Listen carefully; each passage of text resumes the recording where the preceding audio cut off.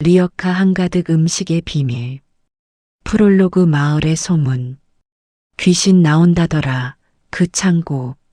산골 마을 사람들 사이에선 이런 소문이 끊임없이 돌고 있었다. 마을 어귀 언덕 위에 홀로 서 있는 폐창고. 20년도 넘은 낡은 시멘트 건물로 지붕은 군데군데 뚫려 있고 벽엔 페인트가 벗겨진 지 오래였다. 녹슨 철문은 바람이 불 때마다 삐걱거리는 소리를 냈고 깨진 창문 사이로 어둠만이 가득했다. 밤마다 이상한 소리가 들린대. 나도 들었어. 뭔가 신음소리 같은 거. 소름 끼치더라. 그래서 아무도 안 가잖아. 무섭다고. 하지만 누구도 직접 확인하러 가지 않았다. 무서워서? 아니, 관심이 없어서였다. 이 작은 산골 마을에서 사람들은 자기 삶을 살아내기에도 바빴다. 농사 짓고 밭 갈고 하루하루 먹고 사는 일에 치여 지냈다. 마을 이발소 주인 김 씨는 손님들에게 이렇게 말하곤 했다. 그 창고 말이야. 옛날에 거기서 사고가 났었어. 그래서 귀신이 나온다는 거지. 무슨 사고요? 글쎄 정확히는 모르겠는데 아무튼 불길한 곳이야. 가까이 가지 마. 소문은 꼬리에 꼬리를 물었다. 어떤 이는 거기서 사람이 죽었다고 했고 어떤 이는 저주받은 땅이라고 했다. 진실이 무엇이든 사람들은 그 창고를 멀리했다. 그런데 이상한 일이 하나 있었다. 매일 새벽 누군가 그 창고를 찾아간다는 것이었다. 처음엔 아무도 몰랐다. 새벽 4시라는 시간에 깨어있는 사람이 없었으니까. 하지만 며칠 전 불면증에 시달리던 박 할머니가 창문 너머로 이상한 광경을 목격했다. 저게 뭐지? 어둠 속에서 리어카를 끄는 작은 그림자. 가로등 불빛에 잠깐 비친 얼굴은 허리 굽은 노인이었다. 한봉식이 아닌가? 박 할머니는 눈을 비볐다. 하지만 틀림없었다. 마을에서 혼자 사는 한봉식 노인이었다. 저 시간에 어딜 가는 거야? 다음 날 박 할머니는 마을 사람들에게 이 이야기를 했다. 한봉식이 새벽마다 어딜 나간대요. 어디로? 창고 쪽으로요. 그 귀신 나온다는. 사람들은 수군거렸다. 혹시 봉식이도 귀신에 홀린 거 아니야? 아니면 무슨 이유가 있겠지. 이상한 노인네. 말도 없고 혼자만 살고. 하지만 누구도 직접 물어보지 않았다. 한봉식은 말이 없기로 유명했다. 마을 행사에도 나오지 않고 이웃과도 거의 대화하지 않았다. 그저 혼자 조용히 살아갈 뿐이었다. 그렇게 시간이 흘렀다. 그리고 어느 날 한 중학생이 그 비밀을 우연히 발견하게 된다. 버려진 창고 속 상처투성이 의대생 한 명이 숨어 있었던 것입니다. 도대체 노인은 왜 매일 새벽마다 그 청년에게 음식을 가져다 준 걸까요? 그리고 청년은 어떻게 이 외딴 마을에 오게 된 걸까요? 지금부터 10년 전 아들을 잃은 한 노인이 목숨 걸고 숨겨온 진짜 이야기가 시작됩니다. 이어지는 내용이 궁금하신가요? 잠시 구독과 좋아요, 알림 설정 누르고 시작해 볼게요. 챕터 1 새벽 4시의 그림자. 새벽 4시. 알람 소리도 없이 한봉식 노인은 눈을 떴다. 70이 넘은 나이지만 그의 하루는 언제나 이 시간에 시작됐다. 몸은 기억하고 있었다. 수십 년간 농사를 지으며 새벽에 일어났던 습관이 지금도 남아 있었다. 봉식은 이불을 개고 침대에서 일어났다. 무릎이 욱신거렸다. 허리도 아팠다. 하지만 익숙한 통증이었다. 나이 들면 어디 한 곳 안 아픈 곳이 없는 법이다. 작은 단칸방, 낡은 가구들, 벽에 걸린 달력은 여전히 작년 것이었다. 바꿀 필요를 못 느꼈다. 어차피 혼자 사는데 날짜가 뭐가 중요한가. 봉식은 부엌으로 향했다. 작은 부엌이지만 깨끗했다. 설거지는 항상 했고 쓰레기도 바로바로 버렸다. 혼자 살아도 생활은 단정해야 한다는 게 그의 철칙이었다. 가스레인지에 불을 켰다. 파란 불꽃이 피어올랐다. 오늘은 뭘 해줄까? 냉장고 문을 열었다. 어제 장본 재료들이 가득했다. 쌀, 계란, 야채, 고기, 과일. 혼자 먹기엔 너무 많은 양이었다. 봉식은 먼저 밥을 지었다. 쌀을 씻어 압력밥솥에 넣고 물을 맞췄다. 버튼을 누르자 밥솥이 웅웅거리기 시작했다. 다음은 국이었다. 냄비에 물을 끓이고 멸치와 다시마를 넣었다. 육수가 우러나는 동안 파와 마늘을 다졌다. 두부를 꺼내 깍둑 썰기했다. 손이 떨렸지만 칼질은 정확했다. 된장은 이 정도면 되겠지. 된장을 풀고 야채를 넣었다. 보글보글 끓는 소리. 구수한 냄새가 부엌을 채웠다. 이번엔 반찬이었다. 계란말이를 부치고 시금치를 데쳤다. 김치도 작은 통에 담았다. 멸치볶음도 조금 넣었다. 밥이 다 됐다는 신호음이 울렸다. 봉식은 밥을 도시락 용기 3개에 나눠 담았다. 따끈따끈한 밥 위에 반찬을 올렸다. 보기만 해도 푸짐했다. 미역국도 보온병에 가득 담았다. 식지 않도록 뚜껑을 꽉 닫았다.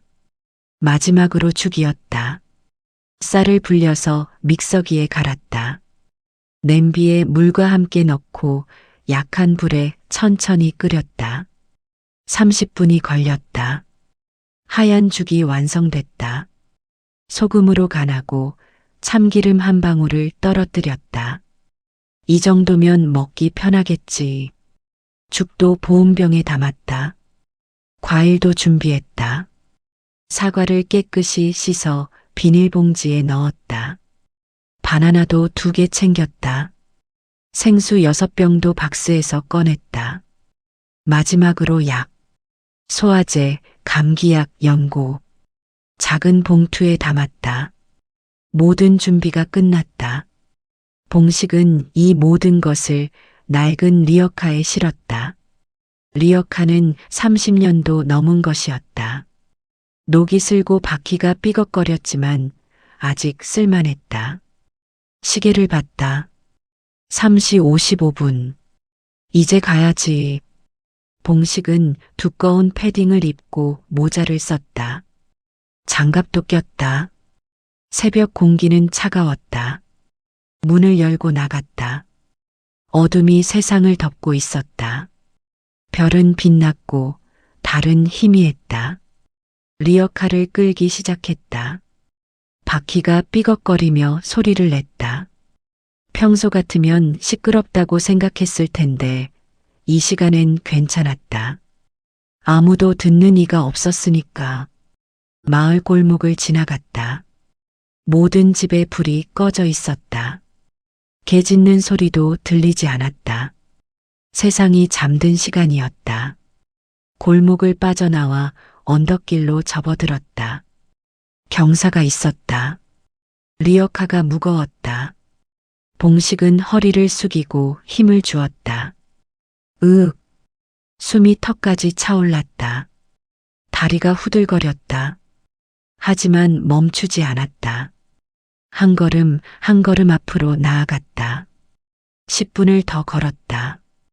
땀이 이마에 맺혔다. 추운 날씨였지만 몸은 뜨거웠다.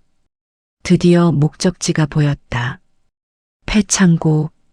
낡고 어두운 건물. 주변엔 잡초가 무성했고 나무들이 둘러싸고 있었다. 사람의 손길이 닿지 않은 지 오래된 곳이었다. 봉식은 리어카를 창고 문 앞에 세웠다. 그리고 조심스럽게 음식을 꺼내기 시작했다. 도시락 3개를 차곡차곡 쌓았다. 보온병도 나란히 놓았다. 생수병들도 정리했다. 과일 봉지도 문 앞에 두었다. 약 봉투도 그 옆에 놓았다. 마지막으로 수건 한 장을 꺼내 덮었다. 이슬이 맺히지 않도록. 모든 게 끝났다. 봉식은 창고를 향해 섰다. 그리고 깊게 고개를 숙였다. 오늘도 잘 먹어요. 목소리는 작았다. 하지만 진심이 담겨 있었다. 추운데 감기 조심하고. 그는 잠시 그 자리에 서 있었다. 뭔가 더 하고 싶은 말이 있는 것처럼. 하지만 결국 아무 말도 하지 않았다. 봉식은 천천히 돌아섰다. 빈 리어카를 끌고 다시 언덕을 내려갔다. 뒤에서 무슨 소리가 나도 돌아보지 않았다. 그저 묵묵히 걸었다. 그의 뒷모습은 점점 작아지더니 아침 안개 속으로 사라졌다. 창고 안에서는 희미한 인기척이 들렸다. 누군가 문틈으로 조심스럽게 내다보고 있었다. 그리고 음식이 놓인 걸 확인하자 작게 흐느끼는 소리가 들렸다. 감사합니다. 바람이 그 소리를 데려갔다. 챕터 2 창고에서 들린 이상한 소리. 일주일 후 오전 7시. 엄마 학교 갔다 올게. 중학교 2학년 박지민은 가방을 메고 현관문을 박차고 나섰다. 아침 공기가 상쾌했다. 가을이 깊어지고 있었다. 나뭇잎들이 노랗게 물들어 있었다. 지민은 평범한 학생이었다. 성적은 중간, 친구들과 사이도 좋고 특별히 문제를 일으키지도 않는 그런 아이였다. 부모님은 농사를 지었고 지민은 외동딸이었다. 학교까지는 걸어서 20분 거리였다. 마을을 관통하는 작은 도로를 따라가면 됐다. 평소라면 친구들을 만나 수다를 떨며 가지만 오늘은 일찍 나와 혼자였다. 어제 숙제를 못해서 일찍 학교 가서 베껴야 했다. 아, 짜증나. 수학 숙제 왜 이렇게 많이 내는 거야? 투덜거리며 걷는데 갑자기 이상한 소리가 들렸다. 지민은 걸음을 멈췄다. 뭐지? 주변을 둘러봤다. 아무도 없었다. 아침이긴 했지만 이 시간에 마을 사람들은 대부분 집에 있었다. 다시 걸었다. 그런데 또 들렸다.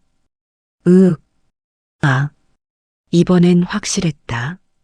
신음소리였다. 어디선가 누군가 고통스러워하는 소리. 누구세요? 지민이 소리쳤다. 대답은 없었다. 소리가 들리는 쪽을 봤다. 폐창고였다. 설마 거기서? 지민은 머뭇거렸다. 귀신 나온다는 그 창고. 마을 사람들이 가까이 가지 말라던 곳. 하지만 호기심이 이겼다. 아니, 누군가 정말 다친 걸 수도 있잖아. 누구 있어요? 괜찮으세요? 조심스럽게 창고로 다가갔다. 풀이 무성해서 걷기 불편했다. 거미줄도 여기저기 쳐져 있었다. 창고 문은 반쯤 열려 있었다.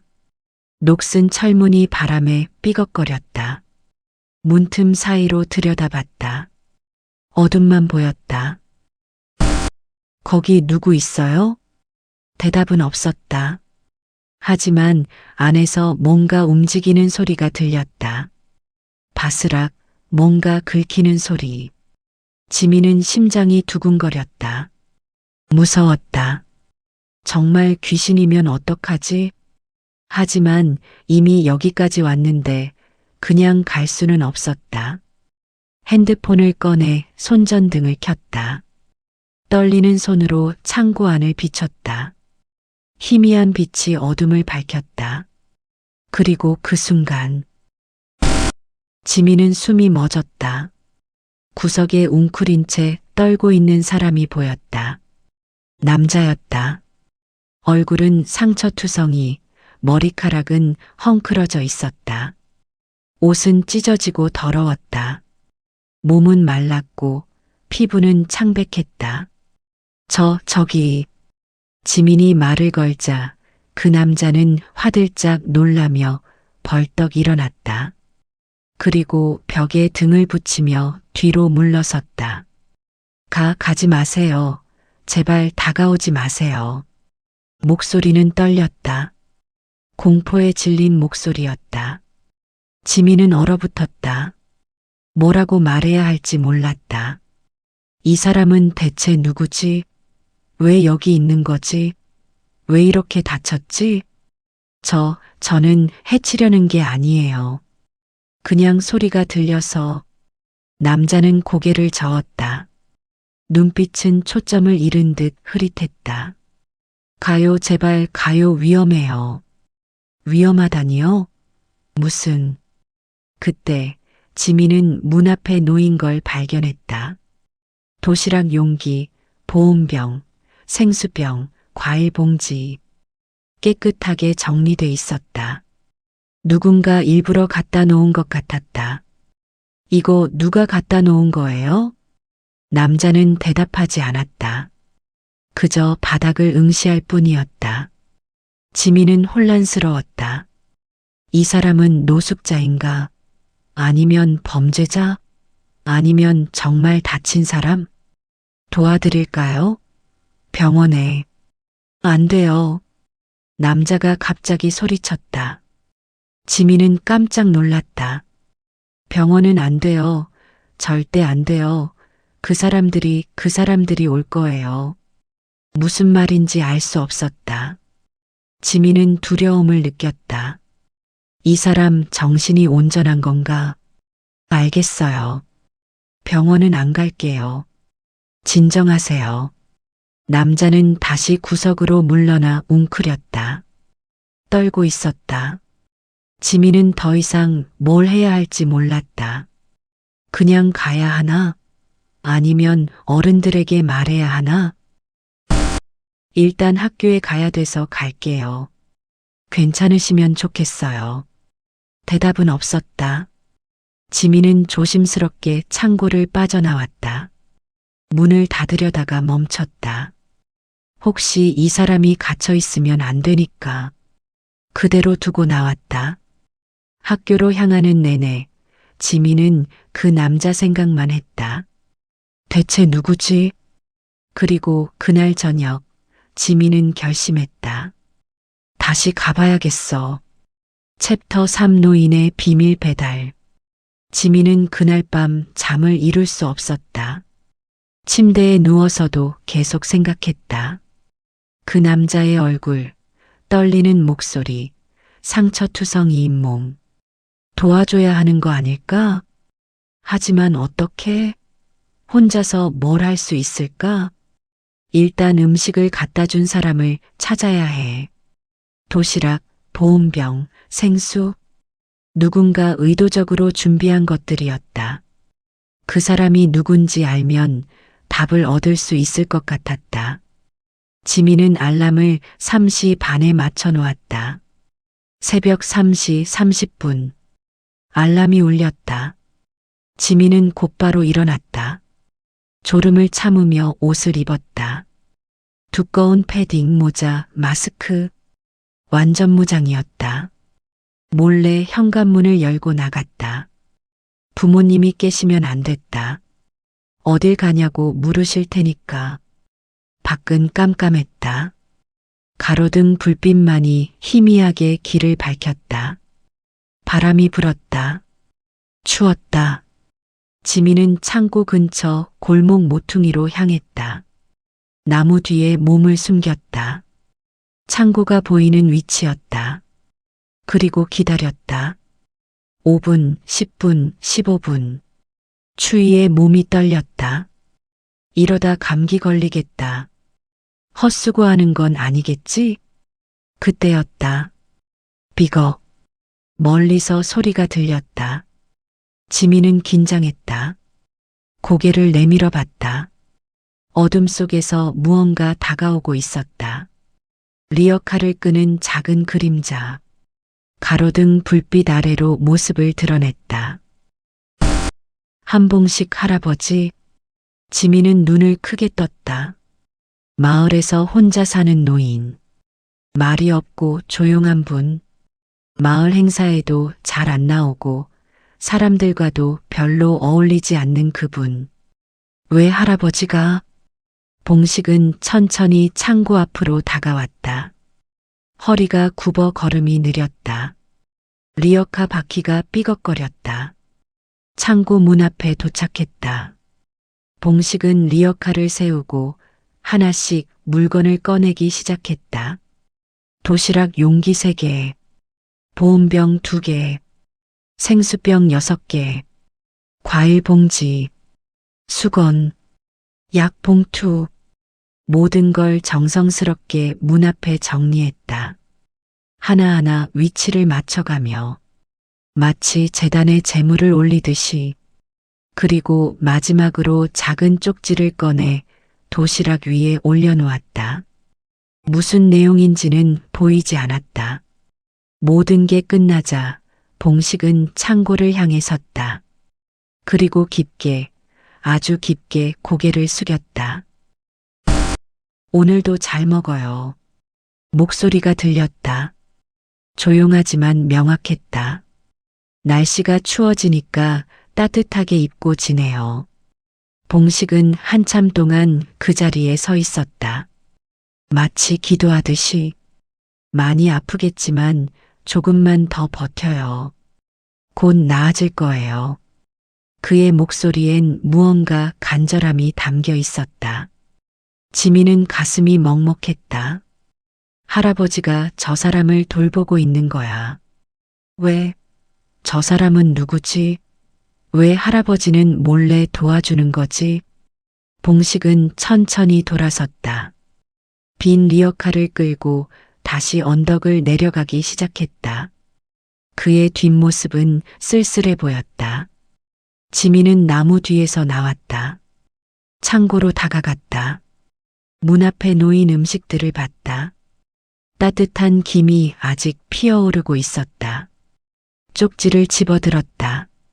천천히 드세요. 약도 꼭 드시고. 혼자가 아니에요. 짧은 글씨, 떨리는 필체. 하지만 따뜻했다. 지민은 눈시울이 뜨거워졌다. 할아버지는 좋은 분이었구나. 그때 창고 안에서 소리가 들렸다. 문이 살짝 열리고 그 남자가 조심스럽게 고개를 내밀었다. 지민과 눈이 마주쳤다. 남자는 놀란 표정이었다. 지민도 당황했다. 저는. 하지만 남자는 아무 말도 하지 않았다. 그저 음식을 집어들고 다시 안으로 들어갔다. 문이 닫혔다. 지민은 한참을 그 자리에 서 있었다. 이 사람은 대체 누구지? 챕터 4 사라진 실종자 포스터. 며칠 후 학교 가는 길. 지민은 버스 정류장 앞을 지나가고 있었다. 평소처럼 친구들과 수다를 떨며. 야, 너 어제 그 드라마 봤어? 응, 개 재밌더라. 근데 결말이. 그때 게시판에 붙은 종이 한 장이 눈에 들어왔다. 지민은 걸음을 멈췄다. 잠깐, 나 저거 좀 볼게. 친구들을 남겨두고 게시판으로 다가갔다. 실종자를 찾습니다. 흑백 사진 한 장. 20대 중반으로 보이는 남자의 얼굴이었다. 지민은 심장이 멎는 것 같았다. 이 사람, 안경을 쓴 얼굴, 단정한 머리, 환하게 웃고 있는 모습. 창고에서 본 그 남자와 똑같았다. 아니, 정확히는 건강했을 때의 모습이었다. 이름 강민우. 나이 26세. 소속 서울대학교 의과대학 4학년. 실종일 2024년 10월 15일. 실종 장소 서울시 강남구동 인근. 특징 키 178cm, 체중 70kg, 안경 착용. 실종 당시 검은색 패딩과 청바지 착용. 기타 실종 당시 검은색 백팩을 메고 있었으며 핸드폰은 꺼진 상태. 전단지 하단에는 가족의 간절한 호소문이 적혀 있었다. 민우는 우리 가족의 자랑이자 희망입니다. 어렸을 때부터 의사가 되겠다는 꿈을 키워왔고 항상 성실하고 착한 아이였습니다. 갑자기 연락이 끊기고 행방불명이 됐습니다. 이 글을 보시는 분 중에 민우를 보신 분이 계시다면 꼭 연락 부탁드립니다. 부모님께서 매일 밤 잠을 이루지 못하고 계십니다. 제발 도와주세요. 그 아래 연락처 여러 개가 적혀 있었다. 지민은 손이 떨렸다. 의대생이라고? 왜 서울에서 이 산골 마을까지 온 거지? 실종됐다는데 왜 창고에 숨어 있는 거지? 지민은 핸드폰을 꺼냈다. 전단지를 사진으로 찍었다. 그리고 연락처를 메모했다. 지민아, 뭐하냐? 학교 늦겠다. 친구들이 불렀다. 지민은 고개를 돌렸다. 아, 응. 금방 갈게. 다시 전단지를 봤다. 강민우의 웃는 얼굴이 지민을 바라보고 있었다. 신고해야 하나? 손가락이 전화번호 위에 머물렀다. 누르기만 하면 됐다. 하지만 잠깐만. 한봉식 할아버지는 왜 숨기고 계신 거지? 할아버지는 분명 이유가 있을 거였다. 그냥 친절한 마음만으로 저렇게까지 할 리 없었다. 그리고 민우 씨도 위험하다고 했잖아. 지민은 핸드폰을 주머니에 넣었다. 일단 더 알아봐야겠어. 성급하게 신고했다가 오히려 일을 그르칠 수도 있어. 학교로 향하는 내내 지민의 머릿속엔 온갖 생각이 꼬리를 물었다. 의대생이 왜 도망쳤을까? 무슨 일이 있었던 걸까? 챕터 5 의심과 오해. 그날 오후 마을회관. 지민은 학교가 끝나자마자 마을회관으로 향했다. 평소엔 절대 안 가는 곳이었다. 어른들이나 모이는 곳이었으니까. 하지만 오늘은 달랐다. 확인해야 할 게 있었다. 회관문을 열고 들어갔다. 안에는 마을 어르신들이 모여 화투를 치거나 TV를 보고 있었다. 지민이 아니가? 학생이 여기 웬일이요? 지민은 인사를 했다. 안녕하세요. 저 할 말이 있어서 왔어요. 어른들이 고개를 돌렸다. TV 소리를 줄였다. 무슨 일인데? 지민은 심호흡을 했다. 저기 폐창고요. 거기에 사람이 있는 것 같아요. 순간 분위기가 싸늘해졌다. 뭐? 창고에? 그 귀신 나온다는데? 네, 제가 직접 봤어요. 남자 한 명이 거기 숨어 있고 한봉식 할아버지가 매일 새벽에 음식을 갖다 주고 계세요. 마을 이장인 김 씨가 인상을 찌푸렸다. 봉식이가? 네. 제가 새벽에 지켜봤어요. 리어카에 음식을 가득 싣고 가서 창고 앞에 두고 오세요. 어른들이 웅성거리기 시작했다. 그게 무슨 소리여? 봉식이가 왜 그런 짓을? 박 할머니가 말했다. 내 말이 맞제? 내가 봤다니께. 새벽마다 어딜 나간다고.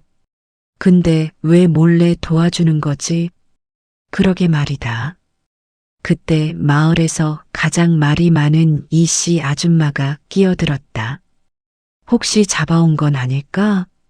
뭐, 그러니까 사람을 납치해서 가둬놓은 거 아니냐고. 순간 회관이 술렁였다. 설마 그럴 리가. 근데 요즘 봉식이 좀 이상했어.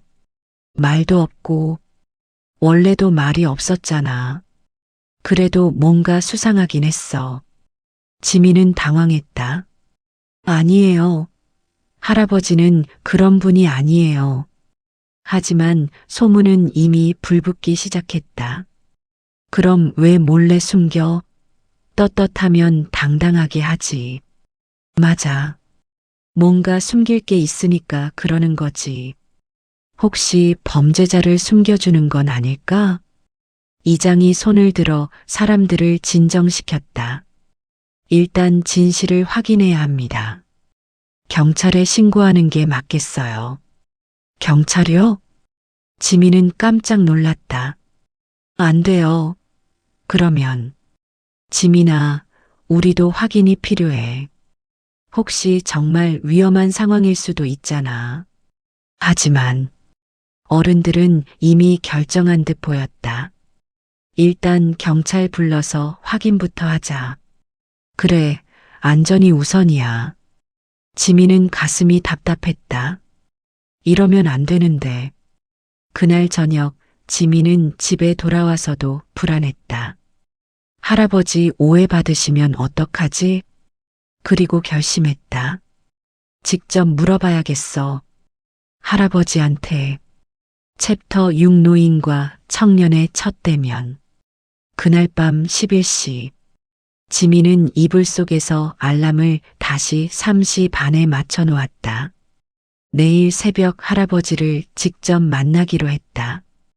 이번엔 숨어서 보는 게 아니라 직접 대화를 나눌 것이었다. 새벽 3시 30분. 알람이 울렸다. 지민은 졸린 눈을 비비며 일어났다. 며칠째 새벽에 일어나니 몸이 피곤했다. 옷을 입고 몰래 집을 나섰다. 이번엔 창고로 바로 향했다. 창고 앞에 도착했을 때는 3시 50분이었다. 할아버지가 오기 10분 전. 지민은 창고 문 앞에 섰다. 심호흡을 했다. 민우 씨 계세요? 조심스럽게 불렀다. 대답은 없었다. 저 며칠 전에 왔던 학생이에요. 도와드리고 싶어요. 여전히 조용했다. 지민은 문을 밀었다. 삐걱 문이 열렸다. 손전등을 켰다. 안은 여전히 어두웠다. 민우 씨?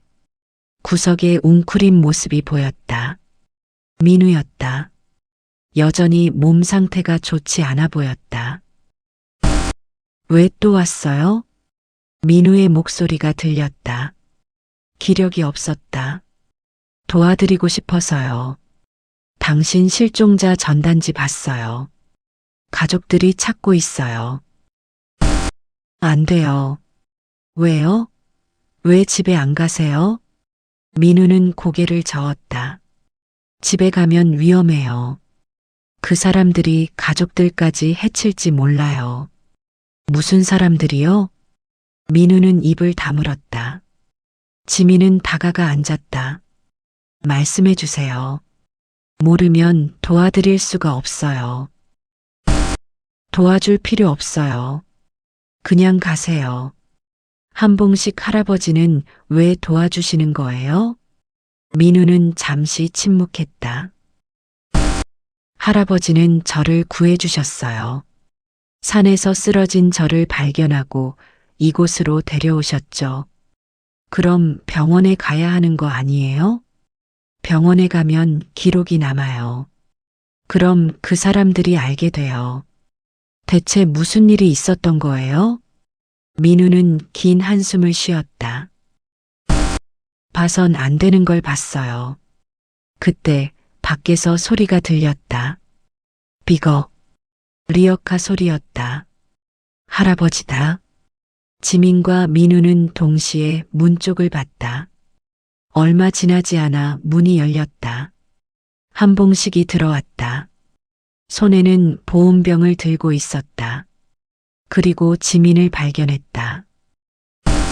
넌? 봉식의 표정이 굳었다. 할아버지 저는 들어오지 말랬지. 목소리는 평소와 달리 단단했다. 하지만 화난 것 같진 않았다. 오히려 걱정스러운 표정이었다. 지민은 일어났다. 할아버지, 말씀해 주세요. 왜 민우 씨를 여기 숨기고 계신 거예요? 봉식은 한참 동안 지민을 바라봤다. 그리고 천천히 보온병을 내려놓으며 입을 열었다. 앉아라. 지민은 바닥에 앉았다. 민우도 구석에서 조용히 듣고 있었다. 봉식은 낡은 상자에 걸터 앉았다. 지민아. 네. 너 봉식 할아버지한테 아들이 있었던 거 아냐? 지민은 고개를 저었다. 몰랐어요. 봉식은 먼 곳을 바라보며 말했다. 준호라고 했지. 우리 아들. 챕터 7 숨겨진 진실. 봉식의 이야기가 시작됐다. 준호는 착한 아이였어. 공부도 잘했고 효자였지. 목소리가 떨렸다. 고등학교 졸업하고 서울로 대학을 갔어. 경영학과였나? 아무튼 좋은 대학이었어. 우리 같은 농사꾼 부부가 아들 대학 보냈다고 마을에서 자랑스러워했지. 지민은 조용히 들었다. 그런데 대학교 2학년 때였어. 2014년 겨울이었지. 봉식은 주먹을 꽉 쥐었다. 준호가 방학이라고 집에 왔었어. 한 달 만에 보는 아들이었지. 마누라랑 나랑 얼마나 좋아했는지 몰라. 크리스마스 이브였어. 준호가 친구들 만나고 늦게 들어온다고 했어. 나보고 마중 나오지 말래. 자기가 알아서 오겠다고. 봉식의 눈가가 붉어졌다. 근데 밤 12시가 넘어도 안 들어오는 거야. 전화해도 안 받고. 걱정돼서 미치는 줄 알았지. 그래서요? 새벽 2시쯤 경찰서에서 전화가 왔어. 봉식은 목이 메었다. 교통사고였어. 뺑소니. 지민은 숨을 죽였다. 마을 입구 도로에서 차에 치였대. 범인은 그냥 도망갔고 준호는 그 자리에서. 봉식은 더 이상 말을 잇지 못했다. 눈물이 흘러내렸다. 할아버지, 범인을 못 찾았어. 블랙박스도 없었고 목격자도 없었어. CCTV도 그쪽엔 없었고. 봉식은 손으로 얼굴을 가렸다. 마누라는 그 충격으로 1년 만에 세상을 떠났어. 심장마비였어. 아들 잃은 슬픔을 견디지 못한 거지. 그 뒤로 난 혼자였어. 매일매일이 지옥이었어.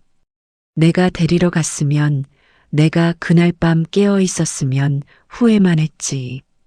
봉식은 천천히 민우를 바라봤다. 그러다가 며칠 전이었어. 산길을 지나는데 쓰러진 사람을 발견했지. 민우도 고개를 들었다. 처음엔 그냥 지나칠까 했어. 나이 많은 노인이 뭘 해줄 수 있겠어. 근데 봉식은 미소를 지었다. 슬픈 미소였다. 우리 준호랑 비슷해 보이더라고.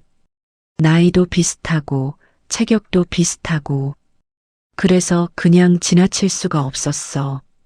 그래서 데리고 오신 거예요? 응. 업고 왔지. 온몸에 상처투성이더라고. 굶은 것도 오래된 것 같고. 탈수도 심했어. 민우가 조용히 말했다. 제가 깨어났을 때 너무 놀랐어요. 어디인지도 모르고 할아버지가 누군지도 모르고. 그래서 도망치려고 했지. 나한테서. 봉식은 고개를 저었다. 근데 이 친구가 하도 겁을 먹어서 일단 진정시키는 게 먼저였어. 병원에 가자고 했더니 거부하더라고. 왜 거부하신 거예요? 민우는 떨리는 목소리로 대답했다. 쫓기고 있었어요. 병원에 가면 그 사람들이 찾을 거예요. 누가요? 민우는 한참을 망설였다. 그리고 천천히 입을 열었다. 교수님들이요. 챕터 8 진짜 위험. 민우의 고백이 시작됐다. 저는 대학교 의과대학 4학년이에요. 내년이면 졸업하고 인턴을 시작할 예정이었죠. 지민과 봉식은 조용히 들었다. 10월 중순이었어요. 실습 때문에 대학병원 연구실에 자주 갔었는데 민우는 눈을 감았다.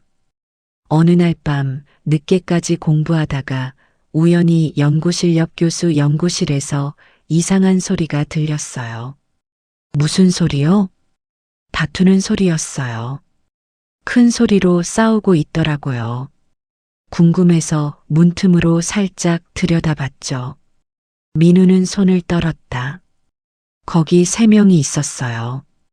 우리 과 주임 교수님, 연구실장, 그리고 제약회사 사람으로 보이는 남자. 그래서요? 그들이 서류를 조작하고 있었어요. 연구비 횡령이었어요. 지민은 숨을 죽였다. 얼마나 큰 규모였는데요? 수십억 원이요. 정부 연구비, 재단 지원금, 기업 후원금 온갖 돈을 빼돌리고 있었어요. 민우는 계속 말했다. 가짜 논문을 만들어서 연구 실적을 부풀리고 실제로는 연구를 안 했는데 했다고 보고서를 위조하고 심지어 임상시험 데이터까지 조작했어요. 세상에. 그 돈으로 개인 비자금을 만들고 부동산에 투자하고 해외 계좌로 빼돌리고 있었어요. 봉식이 물었다. 그래서 내가 증거를 확보한 거냐? 민우는 고개를 끄덕였다. 네. 핸드폰으로 몰래 촬영했어요. 그들이 대화하는 것, 서류 조작하는 것, 모든 걸 영상으로 남겼어요. 그걸 알고 쫓아온 거고? 네. 제가 나가려다가 실수로 물건을 떨어뜨렸어요. 그 소리에 그들이 알아챘죠.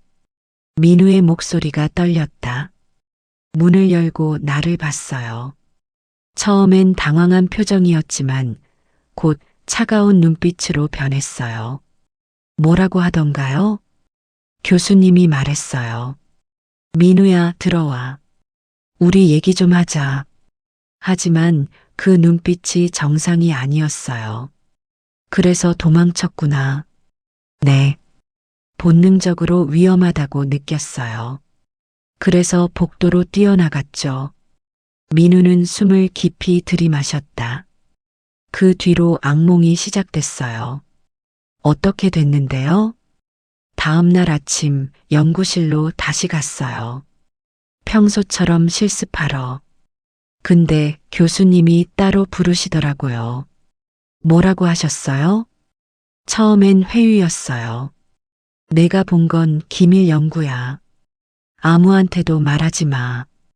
그러면 내 미래를 보장해 주겠다. 추천서도 써주고 좋은 병원에 취직시켜 주겠다. 그래서요? 거절했어요. 이건 범죄예요. 신고해야 합니다라고 했죠. 민우는 고개를 숙였다. 그때부터 협박이 시작됐어요. 협박이요? 내가 신고하면 너도 공범으로 몰릴 거야. 증거는 얼마든지 조작할 수 있어. 내 가족들도 무사하지 못할 거야. 지민은 손으로 입을 막았다. 그리고 정말로 이상한 일들이 생기기 시작했어요. 무슨 일이요? 길을 걷는데 차가 갑자기 돌진해 왔어요. 겨우 피했죠. 그날 밤엔 집 앞에 괴한이 있었어요. 복면을 쓰고 있었죠. 민우는 떨었다. 경찰에 신고할까 했지만 증거를 먼저 안전한 곳에 숨겨야 한다고 생각했어요. 그래서 영상을 클라우드에 백업하고 USB에도 복사했어요. 그리고 도망친 거예요? 네. 서울을 떠나기로 했어요. 친구들한테도 가족한테도 말하지 않았어요. 위험할까봐. 민우는 눈물을 흘렸다. 그렇게 도망 다니다가 탈진했어요.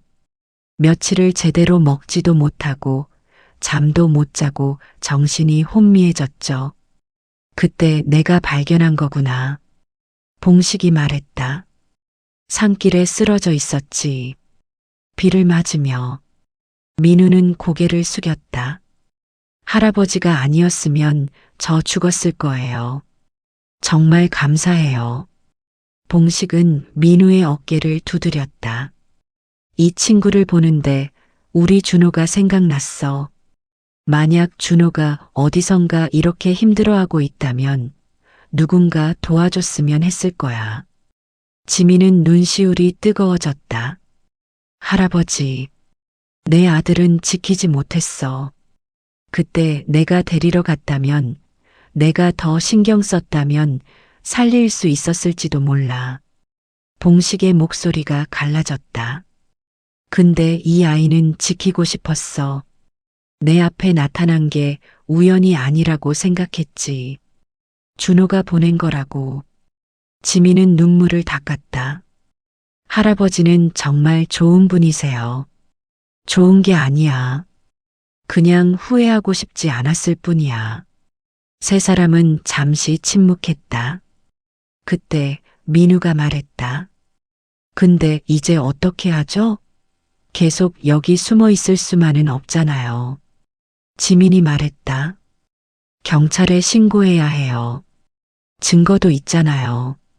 하지만 그 교수님들은 힘이 있어요. 경찰 내부에도 아는 사람이 있을 거예요. 그럼 검찰은요?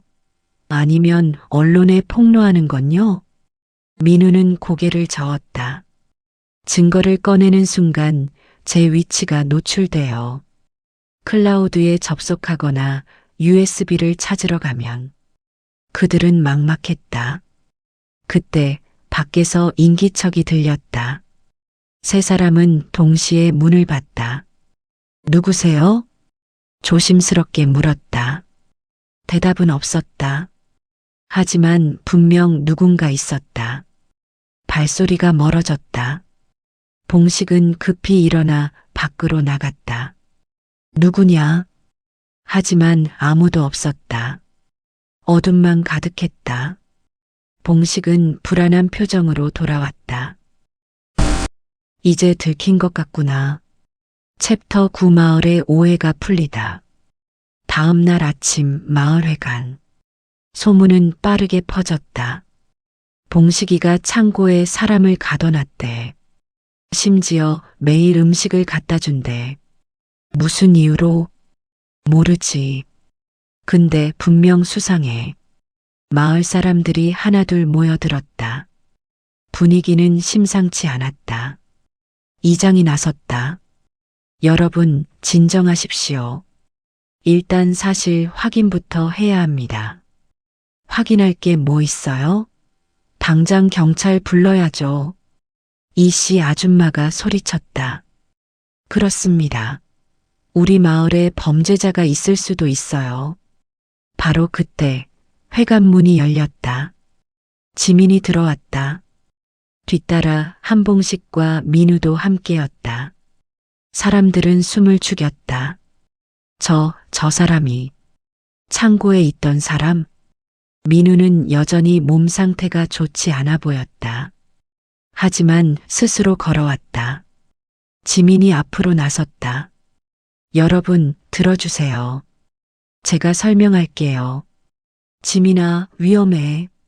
저 사람한테서 떨어져. 박할머니가 소리쳤다. 아니에요. 민우 씨는 위험한 사람이 아니에요. 지민은 심호흡을 하고 말했다. 이분은 강민우 씨예요. 서울에서 온 의대생이에요. 그리고 범죄를 목격해서 쫓기고 있었어요. 사람들이 웅성거렸다. 범죄를 목격? 무슨 소리야? 지민은 모든 것을 설명했다. 영구비 횡령, 협박, 도망, 그리고 한봉식 할아버지가 구해준 이야기. 사람들은 점점 조용해졌다. 이야기가 끝나자 마을 분위기가 완전히 바뀌었다. 그랬구먼. 우리가 오해한 거네. 박할머니가 봉식에게 다가갔다. 봉식아, 미안하다. 우리가 의심했어. 괜찮습니다. 봉식은 담담하게 말했다. 이장이 민우에게 물었다. 그럼 지금 어떻게 해야 하는 거요? 경찰에 신고해야 해요. 하지만 일반 경찰이 아니라 검찰이나 감사원 같은 곳으로요. 그 교수들은 인맥이 넓어서. 그때 회관문이 다시 열렸다. 2명의 남자가 들어왔다. 정장을 입은 사람들이었다. 민우는 그들을 보자 얼굴이 새하얗게 질렸다. 저 사람들. 민우 씨 찾았습니다. 한 남자가 차가운 미소를 지으며 말했다. 교수님께서 많이 걱정하셨어요. 같이 돌아가시죠. 마을 사람들은 당황했다. 누구요? 저희는 대학병원 관계자입니다. 민우 씨는 우리 학교 학생이에요. 하지만 민우는 뒤로 물러섰다. 가지 않을 거예요. 민우 씨, 힘들게 하지 마세요. 순순히 따라오시는 게 좋을 겁니다. 남자가 한 걸음 다가왔다. 바로 그때 봉식이 민우 앞을 가로막았다. 이 아이는 못 데려가요. 할아버지, 비키세요. 이건 우리 학교 내부 문제입니다. 내부 문제가 아니라 범죄 문제 아닙니까? 지민도 앞으로 나섰다. 이분들은 민우 씨를 해치려는 사람들이에요. 마을 사람들도 하나둘 일어나 민우를 둘러쌌다. 우리 마을 사람 함부로 못 데려가. 경찰 오기 전엔 안 돼. 남자들은 당황한 표정을 지었다. 여러분, 오해입니다. 우리는 그냥. 오해가 아니에요. 민우가 소리쳤다. 이 사람들은 교수님 부하들이에요. 저를 협박하고 쫓아다니던 사람들이에요. 분위기가 험악해졌다. 이장이 휴대폰을 꺼냈다. 경찰 부릅니다. 그때까지 여기 계시죠? 남자들은 서로 눈빛을 교환했다. 그리고 한 명이 재킷 안쪽으로 손을 넣었다. 움직이지 마세요. 갑자기 회관 밖에서 목소리가 들렸다. 문이 활짝 열리고 경찰관 여러 명이 들어왔다. 경찰입니다. 손들어. 남자들은 굳어버렸다. 경찰관이 그들을 제압했다. 당신들 강민우 씨 협박 및 살인 교사 혐의로 체포합니다. 민우는 그 자리에 주저앉았다. 끝났어요. 드디어 끝났어요. 지민이 민우의 어깨를 감싸 안았다. 이제 괜찮아요. 경찰은 민우에게 설명했다. 민우 씨, 당신 부모님께서 신고하셨습니다. 그리고 검찰에서도 이미 조사를 시작했어요. 당신이 클라우드에 올린 증거 영상, 저희가 확보했습니다. 어떻게요? 당신 이메일 계정을 추적했죠. 가족분들 동의하에. 그 증거로 이미 관련자들을 조사 중입니다. 민우는 울음을 터뜨렸다. 정말요? 정말 끝난 거예요? 네. 이제 안전합니다. 병원으로 가시죠. 민우는 봉식을 돌아봤다. 할아버지. 봉식은 민우의 손을 잡았다. 잘 됐구나. 이제 내 인생 살아라. 할아버지가 아니었으면 저 정말 죽었을 거예요. 아니야. 넌 강한 아이야. 혼자서도 이겨냈을 거야. 민우는 눈물을 흘리며 봉식을 안았다. 할아버지 아드님 분명 자랑스러워 하실 거예요. 할아버지가 이렇게 좋은 분이라는 걸. 봉식도 눈물을 흘렸다. 마을 사람들도 눈시울을 붉혔다. 봉식이 진짜 대단한 사람이네. 우리가 미안하지. 이장이 봉식에게 다가와 손을 내밀었다. 봉식 씨, 정말 고맙소. 당신이 우리 마을의 자랑이요. 봉식은 손을 맞잡았다. 아닙니다. 당연한 일했을 뿐이에요. 챕터 10 다시 시작되는 아침. 한 달 후, 민우는 병원에서 완전히 회복했다. 그동안 언론은 영구비 횡령 사건을 크게 다뤘다. 관련 교수들은 모두 구속됐고 병원은 대대적인 개혁을 시작했다. 민우는 용기 있는 내부 고발자로 인정받았다. 여러 언론사에서 인터뷰 요청이 쏟아졌지만 민우는 정중히 거절했다. 저는 그냥 제가 본 걸 말했을 뿐이에요. 진짜 영웅은 따로 있습니다. 그리고 주말, 민우는 다시 산골 마을을 찾았다. 할아버지, 봉식의 집 앞에서 민우가 소리쳤다. 문이 열리고 봉식이 나왔다. 얼굴에 환한 미소가 번졌다. 민우야, 왔구나. 네, 할아버지.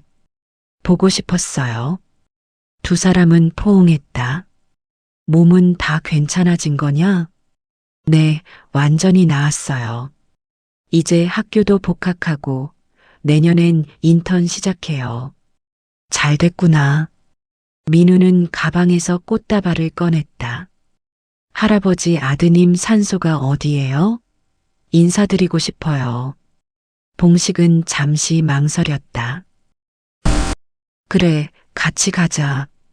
두 사람은 마을 뒤쪽 언덕으로 올라갔다. 작은 산소가 있었다. 사랑하는 아들 한준호의 묘. 민우는 꽃을 놓고 절을 했다. 준호 형, 저는 강민우라고 해요. 형 아버지께서 저를 살려주셨어요. 정말 감사드려요. 봉식도 무릎을 꿇었다. 준호야, 아빠가 이제야 알았어. 내가 보낸 선물이었구나. 내가 나한테 기회를 준 거야. 바람이 불었다. 나뭇잎이 흔들렸다. 마치 준호가 대답하는 것 같았다. 두 사람은 한참 동안 그곳에 앉아 있었다. 다음 날 새벽 4시, 한봉식은 다시 리어카를 끌고 있었다. 하지만 이번엔 창고가 아니었다. 마을 어르신들의 집이었다. 혼자 사는 할머니, 거동이 불편한 할아버지, 아픈 이웃들. 봉식은 하나하나 도시락을 배달했다. 오늘도 잘 드세요. 고맙네, 봉식아. 덕분에 잘 먹고 있어. 별 말씀을요. 제가 좋아서 하는 거예요. 봉식은 다음 집으로 향했다. 그런데 이번엔 혼자가 아니었다. 할아버지, 뒤에서 목소리가 들렸다. 박지민이었다. 교복 대신 편한 옷을 입고 손에는 장갑을 끼고 있었다. 지민아, 이 시간에 왜 나왔니? 오늘부터 저도 도울래요. 지민은 리어카를 잡았다. 할아버지 혼자 하시긴 힘드시잖아요. 제가 밀게요. 봉식은 잠시 망설였다. 학교 가야 하는 거 아니냐? 주말이잖아요. 그리고 평일에도 새벽엔 시간 있어요. 학교 가기 전에 도와드릴 수 있어요. 봉식은 미소 지었다. 고맙구나. 감사할 거 없어요. 할아버지한테 배운 거예요. 누군가를 돕는 게 얼마나 소중한 일인지. 두 사람은 나란히 리어카를 끌고 마을길을 걸었다. 해가 떠오르기 시작했다. 붉은 아침빛이 두 사람의 그림자를 길게 늘렸다. 할아버지, 응? 저 나중에 크면 뭐가 될까요? 글쎄, 넌 뭐가 되고 싶은데? 잘 모르겠어요. 근데 할아버지처럼 누군가를 도와주는 사람이 되고 싶어요. 봉식은 지민의 머리를 쓰다듬었다. 그럼 넌 이미 그런 사람이야. 그래요? 응. 누군가를 돕고 싶은 마음이 있다면 넌 이미 좋은 사람이야. 지민은 웃었다. 그럼 할아버지는 최고로 좋은 사람이네요. 그건 아니야. 아니에요. 할아버지는 정말 최고예요. 리어카 바퀴가 삐걱거렸다. 하지만 그 소리는 더 이상 외롭지 않았다.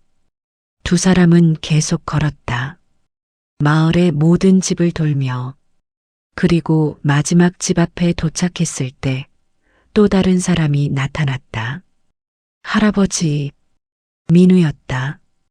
의사 가운을 입고 있었다. 민우야, 내가 여기 왜? 저도 도우러 왔어요. 주말마다 이 마을에 와서 무료 진료하기로 했어요. 봉식은 눈이 휘둥그레졌다. 그럴 필요 없는데. 필요 있어요. 할아버지가 절 살려주셨잖아요. 이젠 제가 다른 사람들을 살릴 차례예요. 지민이 웃으며 말했다.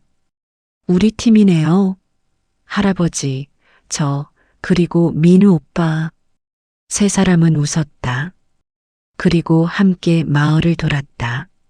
한 집 한 집 음식을 전하고 건강을 체크하고 이야기를 나눴다. 마을 사람들은 그들을 보며 말했다. 참 보기 좋네. 저런 게 진짜 가족이지. 세대를 이어가는 사랑이야. 오후가 됐다. 세 사람은 봉식의 집 마당에 앉아 쉬고 있었다. 할아버지, 배고파요. 지민이 투정을 부렸다. 그래. 그럼 내가 뭘 해줄까? 할아버지가 만든 죽 먹고 싶어요. 죽? 그건 환자나 먹는 건데. 아니에요. 할아버지 죽은 세상에서 제일 맛있어요. 민우도 말했다. 맞아요. 제가 먹어봐서 아는데 정말 최고예요. 봉식은 웃으며 일어났다. 알았다. 그럼 죽 끓여줄게. 부엌으로 들어가는 봉식의 뒷모습을 보며 민우가 말했다. 할아버지 행복해 보이세요. 지민도 고개를 끄덕였다. 그러게요. 예전보다 훨씬 밝아지셨어요. 우리가 할아버지에게 받은 것보다 할아버지가 우리한테서 받은 게 더 많을지도 몰라요. 무슨 뜻이에요? 사람은 누군가를 돕고 사랑할 때 진짜로 살아있는 거니까요. 지민은 생각에 잠겼다. 맞는 말 같아요. 두 사람은 미소 지었다. 부엌에서 구수한 냄새가 났다. 죽이 끓는 냄새였다. 에필로그 6개월 후. 봄. 마을에 꽃이 피기 시작했다. 개나리, 진달래, 벚꽃. 한봉식의 집 마당도 꽃으로 가득했다. 할아버지, 사진 찍어요. 지민이 핸드폰을 들었다. 봉식, 민우, 지민, 그리고 몇몇 마을 사람들이 함께 모였다. 자, 하나, 둘, 셋. 찰칵. 사진이 찍혔다. 모두가 웃고 있었다. 할아버지, 이 사진 마을 게시판에 붙일게요. 왜? 우리 마을의 자랑이니까요. 봉식은 쑥스럽게 웃었다. 그날 오후 마을회관에서 작은 행사가 열렸다. 한봉식님 선행상 수상. 군청에서 나온 공무원이 상장을 전달했다. 한봉식님은 어려운 이웃을 돕고 위기에 처한 청년을 구하는 등 귀감이 되는 선행을 베푸셨습니다. 이에 감사패를 드립니다. 마을 사람들이 박수를 쳤다. 봉식은 상장을 받으며 말했다. 저는 특별한 일을 한 게 아닙니다. 그냥 제가 할 수 있는 걸 했을 뿐입니다. 누구든 같은 상황이었다면 똑같이 했을 거예요. 아닙니다. 할아버지는 영웅이에요.